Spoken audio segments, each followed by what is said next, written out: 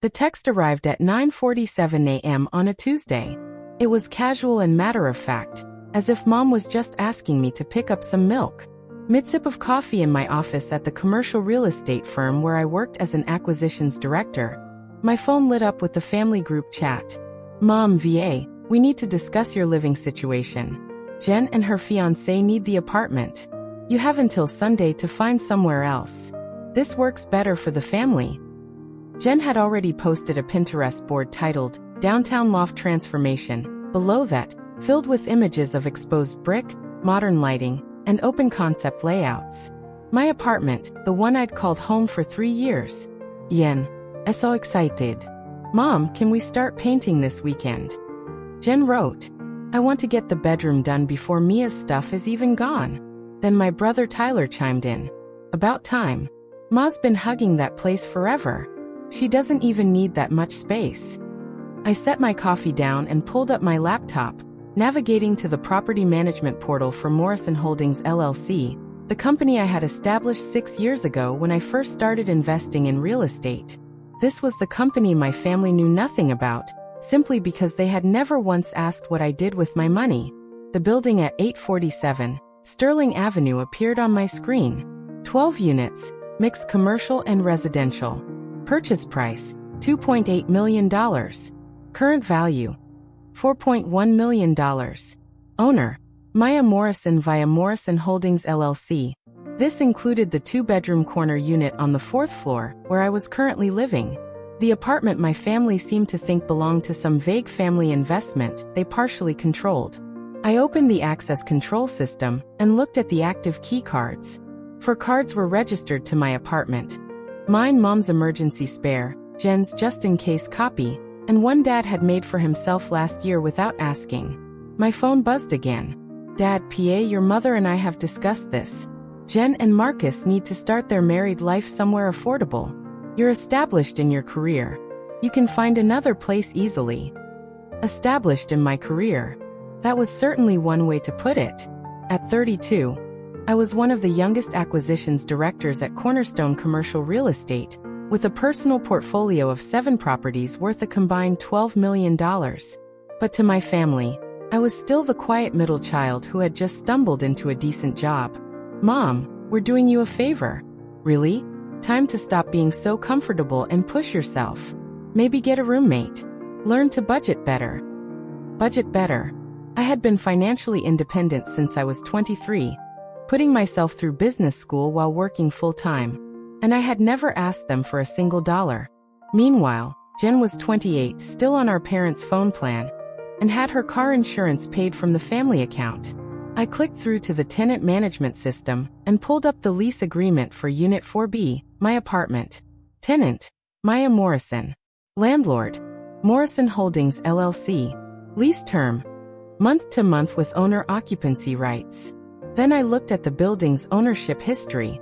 I had purchased it 3 years ago from a retiring landlord who wanted a quick all-cash sale. My family had been told I was house-sitting for a friend's investment property. They never questioned it, never being interested enough to ask for details. My phone rang. It was Mom, not waiting for a text response. Did you see my message? She asked without preamble. I did. Good. So you understand the situation. Jen needs that apartment, and you've had it long enough. Time to share family resources. Family resources? I repeated. Don't take that tone. You know what I mean. The apartment was available, you moved in. But now Jen has priority. She's getting married. Starting a life. You're just there. Just there. Living my life. Managing my properties. Building wealth my family couldn't even conceptualize. Who owns the building, Mom? What? Some investment group your father knows. Why does that matter? Because I'd like to understand the authority behind this eviction notice. You never asked. You've never asked what I do with my money, how my career is going, or what my long-term plans are. You assumed I was just getting by in some entry-level job. So, that's what you saw. But, we're your family. And yet, you just tried to evict me from my own property to give it to Jen. We didn't know it was your property.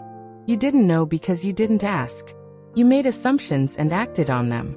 Now, you're upset that your assumptions were wrong. Dad was struggling to process it. The apartment. Jen needs it. Can't you just? No. Jen can find her own apartment. There are dozens available in the area. She doesn't get to have mine just because Mom decided it was convenient. This is going to devastate your sister. Jen will survive the devastation of having to apartment hunt like every other engaged couple in the city. Your mother is going to be very upset. Mom is already upset that I'm not immediately complying with her demands. This just gives her a different reason.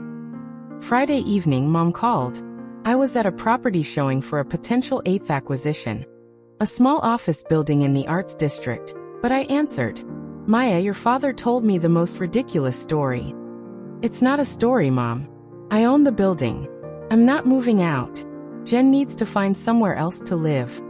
But we promised her that apartment. You promised her something that wasn't yours to promise. That's not my problem. How can you be so selfish? She's your sister. And I'm a person with property rights. Being related doesn't entitle her to my apartment. This isn't some stranger's apartment. This is family. No, Mom. This is my apartment in my building. Family doesn't enter into it. I can't believe you've been lying to us about this for years. I haven't lied about anything. You told people I was house-sitting, and I didn't correct you because honestly it wasn't your business. I pay my bills, live my life, and manage my investments. None of that required your input or approval. You've been secretly hoarding money while your sister struggles. Jen doesn't struggle. Jen has a decent job and parents who subsidize half her expenses. She's choosing to live beyond her means, and that's her decision. I chose to live below my means and invest the difference. Different choices, different outcomes. Mom hung up on me. The family group chat exploded over the weekend. I can't believe you've been lying to us, Jen wrote. You have millions and you let me think we were doing you a favor. This is so messed up, Tyler added. You've been playing poor while sitting on a fortune. Dad, we need to have a family meeting to discuss the situation properly, Dad said. Mom, you owe your sister an explanation and an apology, Mom concluded. I muted the group chat and went about my weekend. Property inspections, reviewing financial statements, meeting with my contractor about renovations on one of my other buildings. Sunday evening, a knock came on my apartment door. I checked the security camera feed and saw my entire family in the hallway. Mom, Dad, Jen, Marcus, and Tyler. I opened the door but didn't invite them in. We need to talk, Dad said. About what? About how we're going to resolve this situation, Mom said. Jen needs somewhere to live. Jen needs to go apartment hunting. There are currently 3 vacant units in this building alone. She's welcome to apply for one like any other tenant. She'll need to submit an application, provide proof of income, pass a credit check, and pay first month's rent plus a security deposit. You can't be serious, Jen said. I'm your sister, which is why I'm telling you about the vacancies instead of making you find them on Zillow. But you're not getting my apartment. What about a family discount? Marcus asked. Some kind of family rate? Market rate, I said firmly. I don't give family discounts. That's how family conflicts start. Family conflicts. Mom's voice was shrill. We're already in a family conflict because you've been hiding your wealth. I haven't been hiding anything. I've been private about my finances, which is my right. You all made assumptions and I didn't correct them. That's not the same as lying. You let us think you were struggling, Jen said. I never said I was struggling. You assumed that because I don't broadcast my financial situation like it's a competition. Tyler spoke up.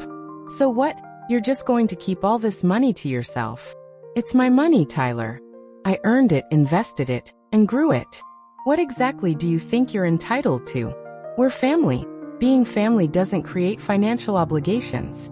I don't owe you housing, money, or access to my assets. Dad tried a different approach. Maya, your mother and I are proud of what you've accomplished. We just think you should be more generous with family. I am generous with family. I host holidays. I remember birthdays. I show up when it matters. What I don't do is hand over my property because someone decides they want it. So that's it. Jen's eyes were full of tears. You're going to keep your precious apartment while Marcus and I struggle to find something we can afford? Jen, you don't struggle to afford things. Mom and Dad pay your car insurance, your phone bill, and help with your car down payment. You have plenty of money, you just spend it on other things. That's your choice, but it doesn't obligate me to solve the consequences. This is so typical, Tyler muttered. Maya always thinks she's better than everyone. I don't think I'm better than anyone. I just refuse to be treated like a resource for you to exploit. They left shortly after, and I knew the fallout would continue for weeks. The family group chat would remain muted.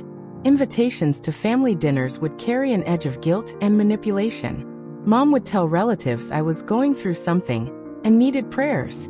But Monday morning, I went to work at Cornerstone, closed on the Arts District office building for $3.2 million, and added an 8th property to my portfolio.